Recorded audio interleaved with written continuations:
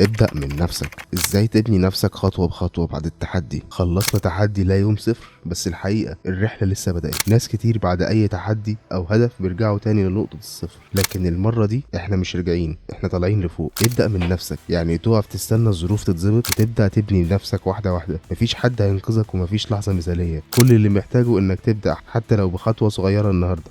خلينا نبدأ أول 3 خطوات. اعرف نفسك، خد وقتك تفهم ايه اللي بتحبه فعلا وايه اللي بتكرهه غصب عنك. ابدأ عادة بسيطة، حاجة صغيرة تعملها كل يوم، قراءة، تمرين، تطوير مهارة. حول كل حاجة لتجربة، متخافش من الغلط، اعتبره جزء من التعلم. كل حاجة في حياتك بتبدأ بنفسك، في الشغل، في الموسيقى، في العلاقات. ابدأ تطور نفسك الأول والباقي هيبدأ يتظبط لوحده. اللي جاي مش عن التحدي، اللي جاي عن الرحلة. من النهاردة هتبدأ سلسلة جديدة اسمها ابدأ من نفسك، كل حلقة فيها خطوة عملية تخليك أقرب لنفسك وأهدافك. واكتب لي في الكومنت لو بدأت فعلا، نفسك تطور ايه في نفسك الفترة الجاية. مفيش يوم صفر، بس في بداية جديدة كل يوم. شارك معايا، اكتب في الكومنت نفسك تطور ايه في نفسك الفترة الجاية، وما تنساش كل يوم بداية جديدة. لو عجبك الفيديو ما تنساش اللايك والسبسكرايب وشير.